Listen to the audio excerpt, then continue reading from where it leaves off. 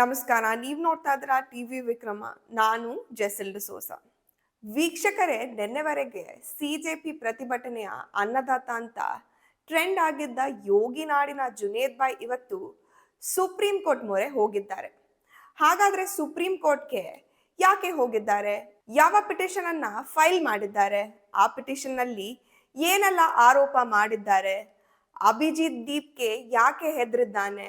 ಇದು ನ್ಯಾಯಕ್ಕಾಗಿ ಹೋರಾಟನ ಅಥವಾ ಪೊಲೀಸರ ಕ್ರಮದಿಂದ ತಪ್ಪಿಸಿಕೊಳ್ಳುವ ಪ್ರಯತ್ನನ? ಎಲ್ಲವನ್ನ ಇವತ್ತಿನ ವಿಕ್ರಮ ವಿಶೇಷದ ಕಾರ್ಯಕ್ರಮದಲ್ಲಿ ನೋಡ್ತಾ ಹೋಗೋಣ. ವೀಕ್ಷಕರೇ, ಮೊದಲು ಈ ವಿಡಿಯೋವನ್ನ ನೋಡ್ಕೊಂಡು ಬನ್ನಿ.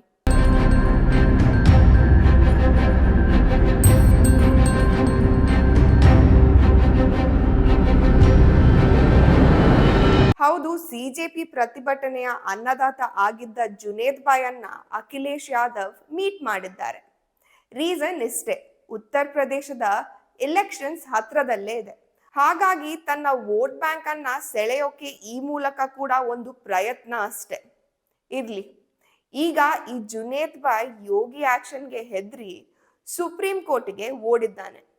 ಅವರು ಫೈಲ್ ಮಾಡಿರುವ ಪಿಟಿಷನ್ ನಲ್ಲಿ ಏನು ಆರೋಪ ಮಾಡಿದ್ದಾರೆ ಅಂತ ನೋಡಿದ್ರೆ ಅದರಲ್ಲಿ ನೇರವಾಗಿ ಡೆಲ್ಲಿ ಪೊಲೀಸರನ್ನೇ ಟಾರ್ಗೆಟ್ ಮಾಡಿದ್ದಾರೆ. ಜುನೇದ್ ಸುಪ್ರೀಂ ಕೋರ್ಟ್ಗೆ ಹೋಗಿದ ಹಾಗೆ ಅಭಿಜಿತ್ ದೀಪ್ಗೆ ಗ್ಯಾಂಗು ಭಯ ಆಗಿರಬಹುದು. ಯಾಕೆ ಗೊತ್ತಲ್ವಾ?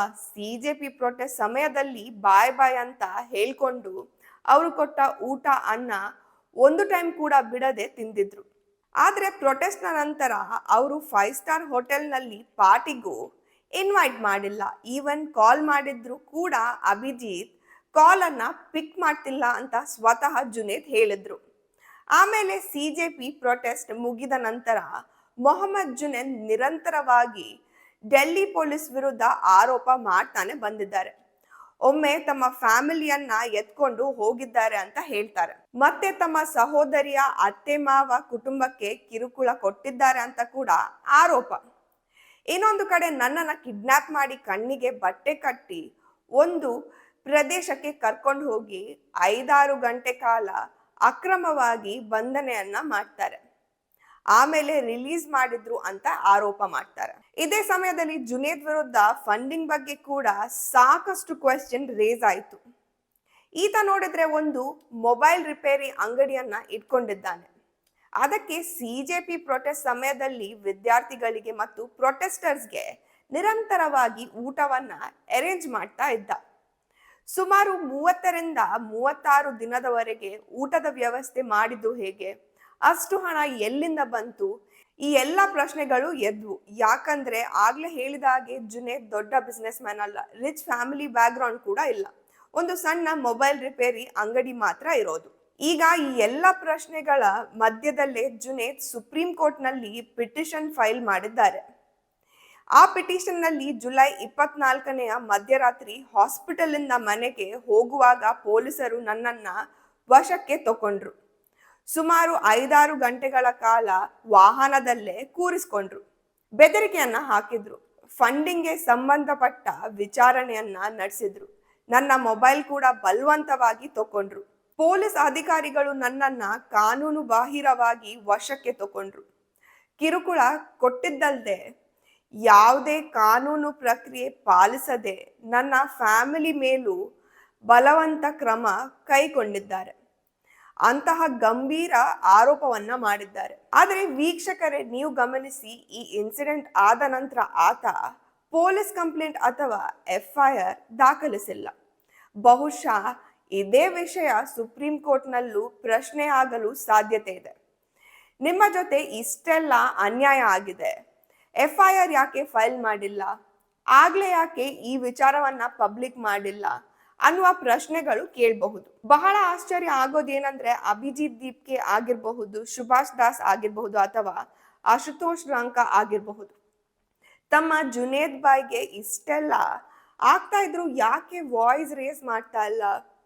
ಪ್ರತಿಭಟನೆಯಲ್ಲಿ ಕಲ್ಲು ತೂರಾಟ ಮಾಡಿದ್ದು, ಹಿಂಸೆಯಲ್ಲಿ ಎಲ್ಲ ಭಾಗ ಆಗಿದ್ದ ಯಾರ ಮೇಲೆ ಕೇಸ್ ಆಗಿರಬಹುದು, ಅವರ ಕೇಸನ್ನ ವಾಪಸ್ ಪಡೆದಿದ್ರೆ ಲಾಸ್ಟ್ ಟೈಮ್ ಮಾಡಿದ್ಕಿಂತ ದೊಡ್ಡ ಪ್ರತಿಭಟನೆಯನ್ನ ಮಾಡಬೇಕಾಗುತ್ತೆ ಅಂತ ಮೋದಿ ಗವರ್ಮೆಂಟ್ಗೆ ಧಮಕಿಯನ್ನ ಹಾಕ್ತಾರೆ.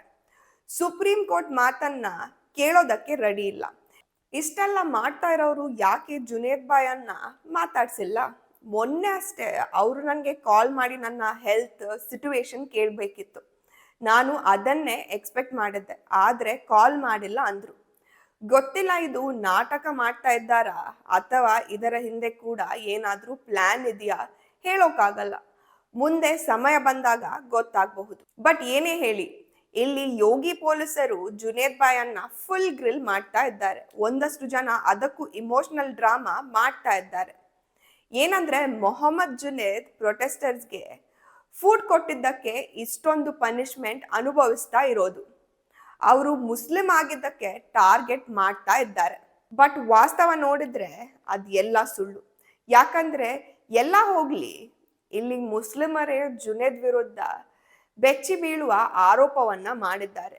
ಸಿಜೆಪಿ ಪ್ರತಿಭಟನೆಯ ಸಮಯದಲ್ಲಿ ಪ್ರತಿದಿನ ಸಾವಿರಾರು ಕಾಕ್ರೋಚಸ್ಗಳಿಗೆ ಊಟ ಹಾಕ್ತಾ ಇದ್ದ ಇದೇ ಜುನೇದ್, ಅದೇ ಜುನೇದ್ ಸಮುದಾಯದವರಿಗೆ ಅವರ ನೆರೆಹೊರೆಯವರೇ ಒಂದು ಗಂಭೀರ ಆರೋಪವನ್ನ ಮಾಡ್ತಾ ಇದ್ದಾರೆ.